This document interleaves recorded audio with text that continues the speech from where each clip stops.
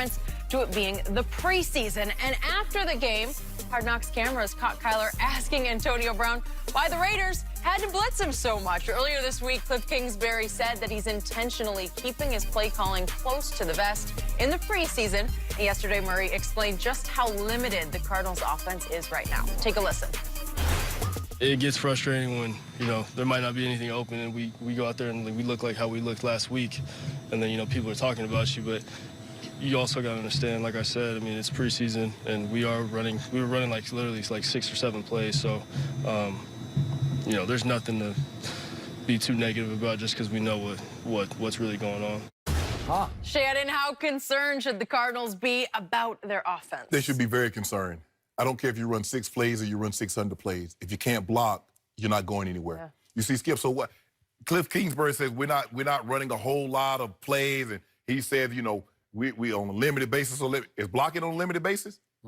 Is that what you do? He said, look here, guys, we're not going to show you anything, so offensive lineman, don't you show them that you can block. Is that what you're telling me, Skip Bayless? I don't think so. And I tried to tell you, Skip Bayless, I tried to warn you, I tried to save you from yourself, because that's what teammates, that's what good friends do. We save each other. Good friends. Yes. Yeah.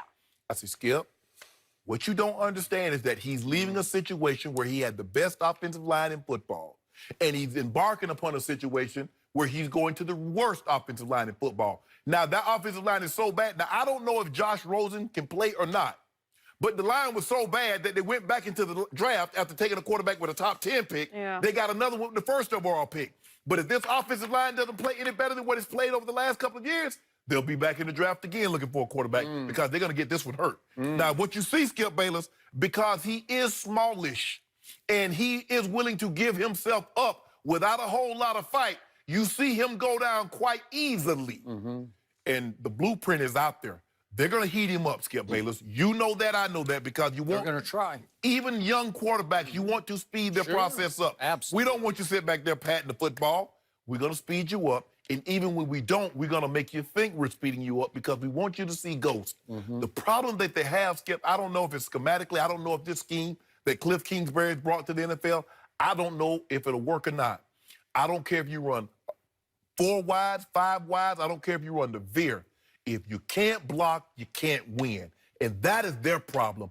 I don't know how good Kyler Murray is going to be because I know this, he's not going to complete very many passes on his back, and he won't last very long if that offensive line doesn't play any better than what it played last Monday night against the Raiders. You know that, and I know that. All I know is I stand by what I have said about Kyler Murray from the start, which was early last year at the University of Oklahoma. He is an extraordinary talent and clutch performer. I have rarely seen such poise in a quarterback on the college football level because he stepped onto the field, right into the shoes of the reigning Heisman winner who had just been the #1 overall pick in the draft, Baker Mayfield. Correct. And he took it up tonight at Arizona. Why? Because I saw Hard Knocks this past Tuesday night, and I got to hear John Gruden's rah-rah speech before Game 2 of the preseason, in which he's trying to light a bonfire under his football team by showing Kyler's highlights from OU last year. Come and get it. I saw that, yeah. Did you see it? That's that gravy train. He is raving about he has never seen a dual threat. Never, ever seen, says John Gruden, never seen a dual threat like this kid. And then he shows the flick of the wrist pass that he threw against St. Nick's team. Remember this? The national semifinal? Yeah, I remember. John Gruden says, I'm just paraphrasing, he says, have you ever seen a quarterback wrist flick a ball 60 yards right on the dot in the back of the end zone for a touchdown? He said, you better be ready because he can hurt you. And we got to, I'm quoting John here, we got to get after his ass. Am I right? Yeah. So he instructed Paul Gunther to do something that was Heat him up. borderline unsportsmanlike. No, this football. It's breaking the gentleman's agreement of Game 2. This is preseason Game 2. If you're a gentleman, play tennis. Play golf. We ain't no gentleman stuff going on in football, Skip Bailey. You know that. Jimmy Connors would, and John McEnroe would say, hell with gentlemen, right? But the point is, Paul Gunther comes out and just blitzes the hell out of this kid. Like from first snap on, they are sending the house to the point that Kyler did walk over to Antonio after the game and said, hey, man, why you bring the house on me? cook or bring the house. You remember the old commercial with the gravy train, the dog food, and they ring the bell and come and get it. Yeah. That's what John Gruden was doing. Okay. He was ringing that bell. Boy, come and get it. That's really impressive. Yeah, come John. get it. I'm impressed. Okay, how about this? Skip, you could say, you know what? In the preseason, we don't want to show you anything. We're going to be really vanilla. We're going to be vanilla in our formations. We're going to be vanilla in our routes. Yep. When have you ever been vanilla in your blocking scheme? Okay. What did I tell you the other day? This was vanilla versus chocolate thunder. Yeah. They were bringing thunder on. That's how I had a big old fondue fountain going. Right? And I will agree with you on one thing and one thing only. This is a bad football team around Kyler Murray. And I saw it on full display because Oakland's, they're pretty good. Yeah. Arizona is really bad. It's terrible. And it's getting worse because I had such high hopes for Kevin White. I don't know if you know Kevin White from West Virginia. Yeah.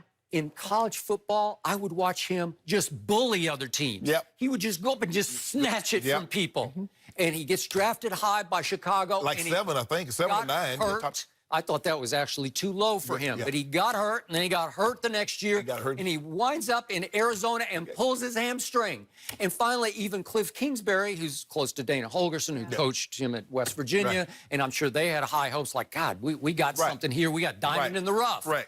And finally, they cut bait and signed a guy I'm not that high on in Michael Crabtree. I've never been a big fan of his.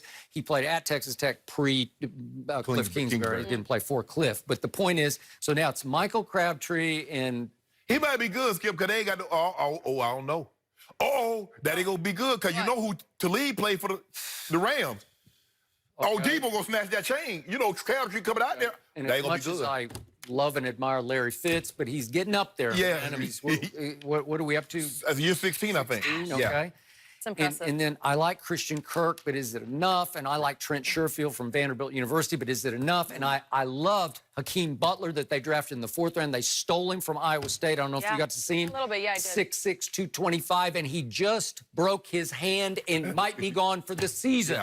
So all of a sudden, poor little Kyler is way up against it. That offense was statistically the worst in the last 40 years in the National Football League. Yes. And is it that much better now? No, Skip, think about this here. Okay, you draft Kyler Murray with the #1 overall pick. The problem that you have last year, you could say it was quarterback, but they couldn't protect him.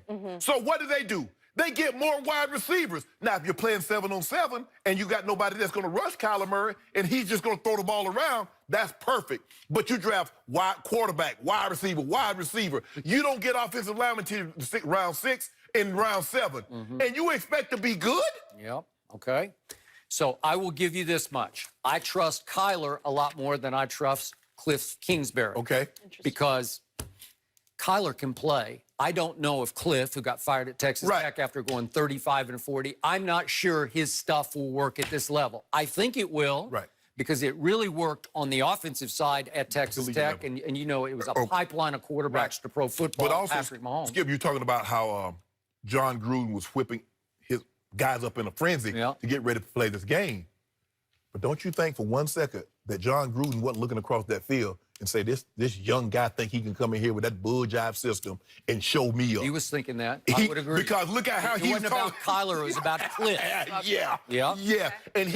And Cliff, because remember, for a while it looked like John was thinking about drafting Kyler. Right. Oh, yeah. Right? Yes. He worked him out. Right. And that's the thing, Skip.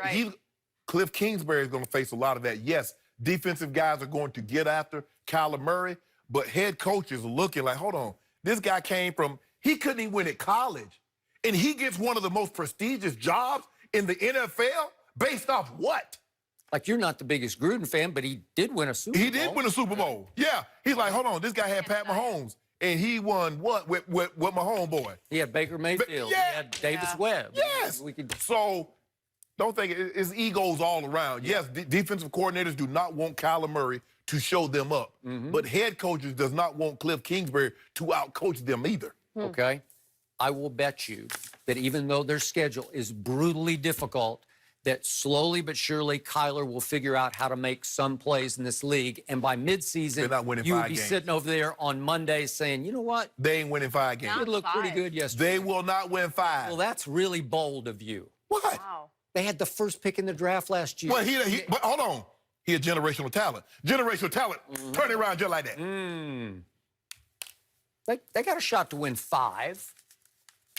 No, they asked me yesterday. That would be the peak 5. I was at CVS. They asked me, you want a flu shot? I said, I ain't got no shot. That's the only shot they got, flu shots. Really? They got no shots at 5. Skip, you saw that offensive line. I took 1 flu shot in my life and immediately got sick, exactly. Oh, no. I did. I haven't done one in a while either. Yeah. Skip, you saw that offensive line. You saw the man running for his life. So how did it get, okay.